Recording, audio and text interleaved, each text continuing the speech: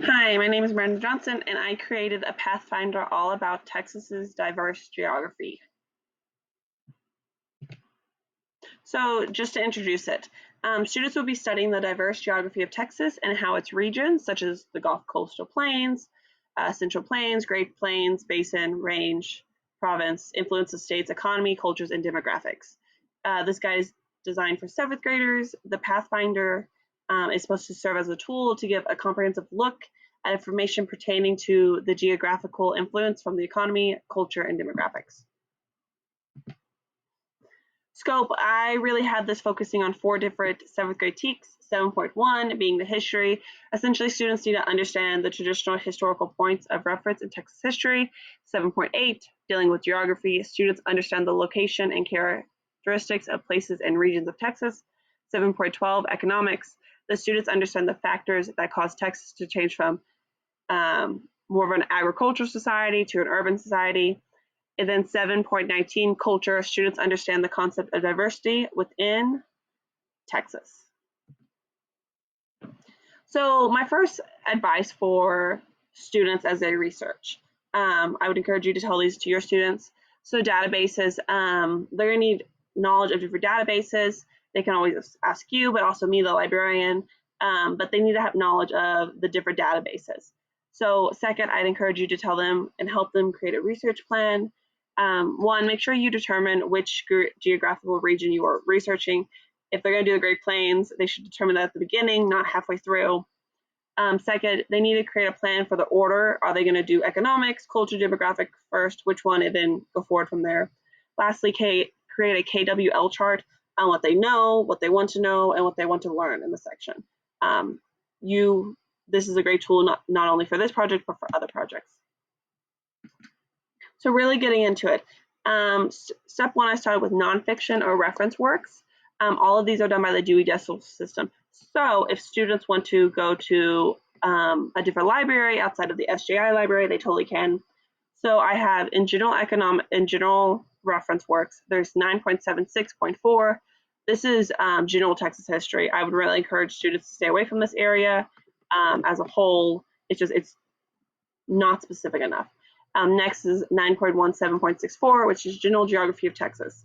Then economics is the 330s. That's the general economics. 338 is Texas industry, oil, gas, agriculture, technology, trade, all the things you think of when you think of Texas. 967.4 is just the social and economic changes in the early 20th century. For culture, I would be in the 300s, 305.5, Texas socioeconomic. 305.8 is the Texas ethnic groups, the different things about them, similarities, differences. 398.0 is Texas social life and customs. So you're going to see a difference with the ethnicities versus social life. Demographics, general Texas demographics is 304.6. So as a reminder, all these are nonfiction or reference works, things you can find in not only our library, but other libraries by looking at the Dewey Decimal System. So physical references in our library specifically. The first one is Texas, the Land and Its People by Jim Barry. To find this, as a reminder, our library is set up by nonfiction, by genres in the nonfiction, by categories in the nonfiction. So if a student wants war, they would just go to the Dewey Decimal System where war is at. Anything located about war, like World War II, they would go in that section, even biographies versus biographies being one section and all other war things in a different section. So they'd go to the Texas History Nonfiction section. Why should they use this resource? This resource gives an overview of Texas history. It has a focus on culture and various ethnic groups. Essentially gives a comprehensive overview, and it will greatly support your students. It's a one-stop shop. And then we have World Cultures and Geography textbook. This is in every 7th grade classroom, but there's also they're on the SSO portal, so students can just go to their backpack and click it and the book pops up. But if they are more of a physical textbook person, they just want the paper, they can come to the library and get it. It's behind the circulation desk. They only need to check it out. This resource is familiar to them. It's recommended by all 7th grade social studies teachers. Really recommend this to just make sure you have a grasp of what you're learning. Moving on to online databases. I have 3 that I wanted to focus on. We have Kids Discover, we have Gale, and we have EBSCO Host. Kids Discover, Gale, and EBSCO Host, all of these can be found in the SSO portal. Click library resources right there. So why for Kids Discover? This site is a site we subscribe to. It talks about geography of Texas, the history, the culture. It's interactive. It's great for students who struggle with comprehension. It's great for your EBs in your class. I would point them towards this online database before I would towards Gale. Gale and EBSCO Host are 2 other ones that we subscribe to. For Gale, I would encourage Gale because it gives more detailed information, and you can search with more detailed searches. Therefore, if you are able to search more detailed, then you use less time to research. With students are all 4. So it has lots of images, videos, really great for the understanding. EBSCO Host has journals, articles, just general geography. It also has embedded citations, so students can just grab it and stick it on whatever they need. That's going to save them time. Moving on to specific websites, we have the Texas Almanac, the ones you think of when you go to the grocery store, but there's also a website for it. You'd find it by going to the link right there, texasalmanac.com. So I encourage this resource because it gives specific information by year and at large for Texas.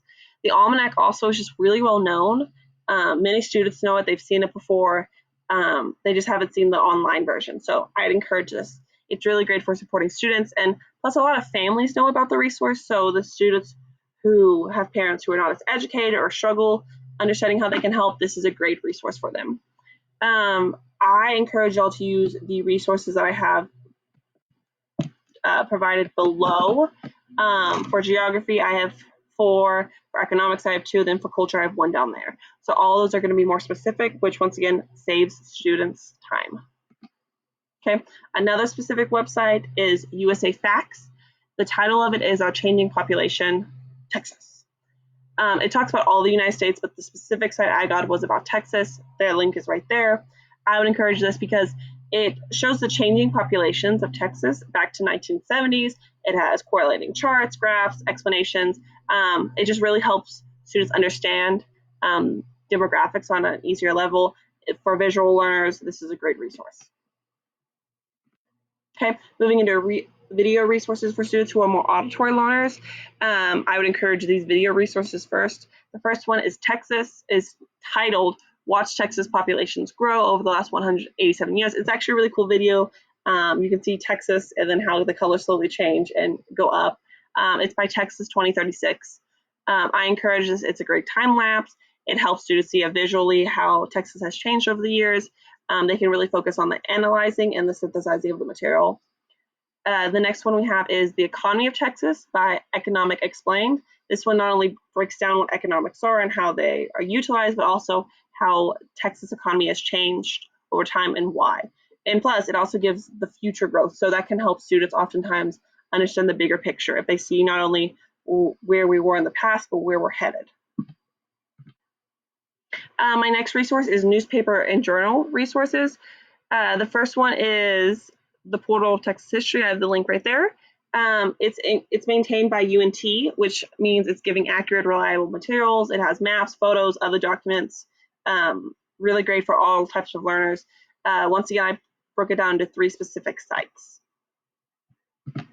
The next newspaper and journal resource, a cool thing I have here, and my camera's kind of found it. My camera was blocking it. Is I gave advice on how to use the Google News Archive. The Google's News Archive has archived newspapers from Texas. It's really great for finding older newspaper resources, and students are really going to want those primary sources as they go through this project. But I gave 3 pieces of advice. One, using keywords such as Texas culture over time or Texas economics over time versus economics, really going to help students. Next, look for historical newspapers. We don't want present day, we want things from the 1800s.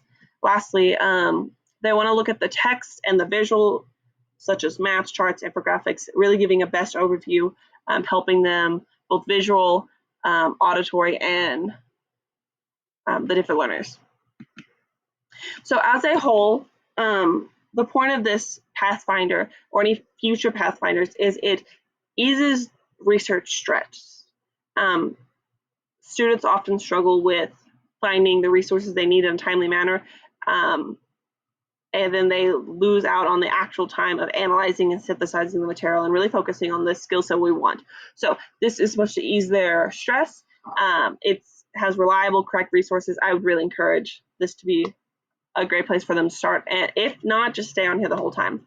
Next, it supports their research and learning. You've already done this year. You've taught them a lot. Students already have a lot of background knowledge, so this is just an addition to what they already know. It gives a variety of resources for a variety of formats. Lastly, it's increasing your usage of resources that the library, the school, and the district has provided. They're all free, so we might as well use them. As a whole, I hope this was a comprehensive look at this Pathfinder and what Pathfinders are in general.